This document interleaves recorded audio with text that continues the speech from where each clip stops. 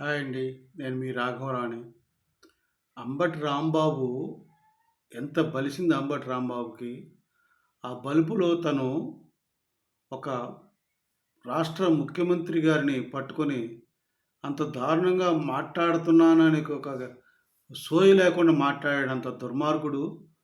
ఎంత బలుపు కాకపోతే అలా మాట్లాడతాడండి. మొత్తానికి ఆ బలుపు తీర్చేశారు. ఎట్టకేలకు తెలుగు తమ్ముళ్ళు విజయం సాధించారు. దగ్గర దగ్గర 11 ఆ టైంకి అరెస్ట్ అయ్యాడండి. తెలుగు తమ్ముళ్ళ పట్టుదలకి, కూటమి కార్యకర్తలు కానీ గట్టిగా పట్టుపట్టి వాడు అరెస్ట్ అయ్యేదాకా నిద్రపోలేదండి. అసలకి సిట్ రిపోర్ట్ ఏమిచ్చింది శ్రీవారి లడ్డూ గురించి? 2 రిపోర్ట్లున్నాయి సిట్ మీద. కల్తీ నెయ్యి మీద. ఒక రిపోర్ట్‌లో పంది కొవ్వు, జంతు కొవ్వులు కలిసి ఉన్నాయంది. కానీ వారు దాన్ని హైలైట్ చేయకుండా రెండో రిపోర్ట్ ప్రకారం దీంట్లో అసలు నెయ్యే కాదు. ఇది సింథటిక్ వెజిటబుల్ ఆయిల్స్‌తోటి చేశారు. అసలు నెయ్యే కాదు. కేవలం నెయ్యి కాకుండా నెయ్యిలాగా చేశారు.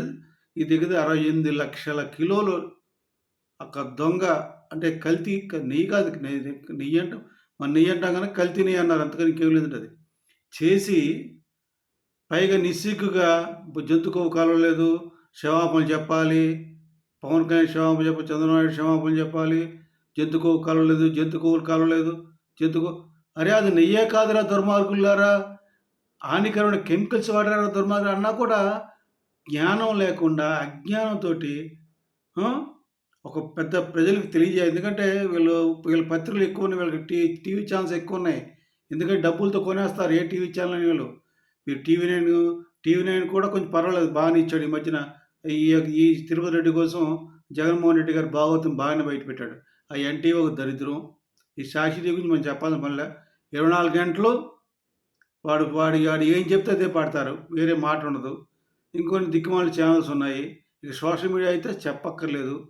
మొత్తం అడ్డగోలుగా మీకు ఇన్‌స్టాగ్రామ్ కావచ్చు, ట్విట్టర్ కావచ్చు, ఫేస్‌బుక్ కావచ్చు, వాళ్ళ ఇష్టం వచ్చిన టపా జంతుకు వీళ్ళు ధర్నాలు, రాస్తారోకోలు చేయడం మొదలుపెట్టారు.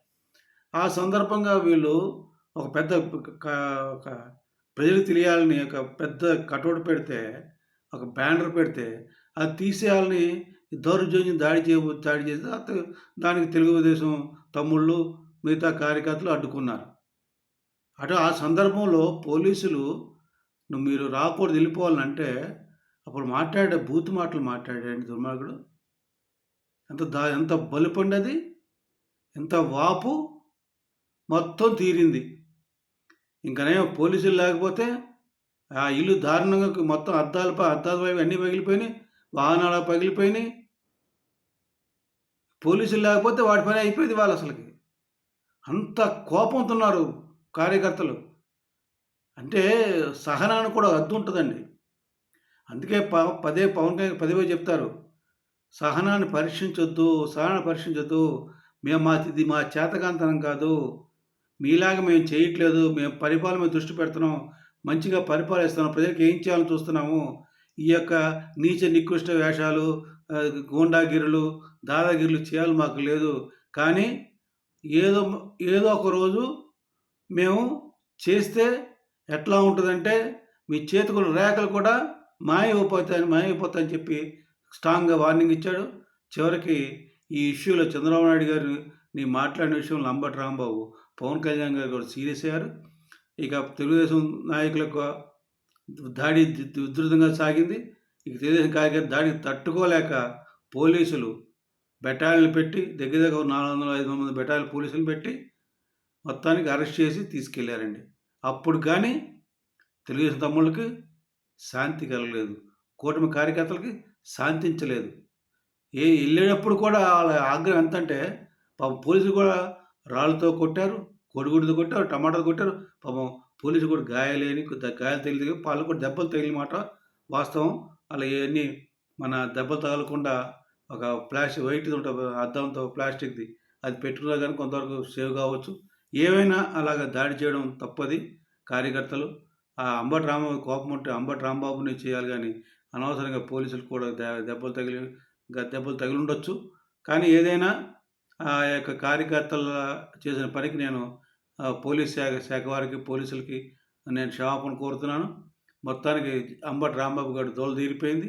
ఆ నోటి దూలకి ఈ నెక్స్ట్ పేర్ని నాని, తర్వాత కూజ, తర్వాత జగన్మోహన్ రెడ్డిని తెలియజేస్తూ మీరు సంతోషంగా ఉండండి.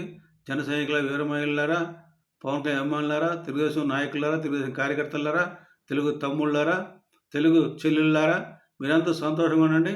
కూటమి ప్రభుత్వం ఏంటో ఇక రోజు రోజుకి వాళ్ళ యొక్క మంచితనం, సహనం నశించింది. వాళ్ళ దాడి ఎట్లుంటదో ఈ రాంబాబు అరెస్ట్ ద్వారా ప్రజలకి తెలియజేస్తూ వైసీపీ పార్టీకి మూతి పళ్ళు రాలగొడతారని, ప్రజలు ఊరుకోరని, ప్రజలు తిరుగుబాటు చేస్తే ఎట్లా ఉంటుందో పోలీసుల యొక్క ఖచ్చితంగా పోలీసులు వాళ్ళ యొక్క డ్యూటీ చేస్తారని సవివరంగా తెలియజేస్తూ విరమిస్తున్నాను. జై జనసేన, జై హింద్.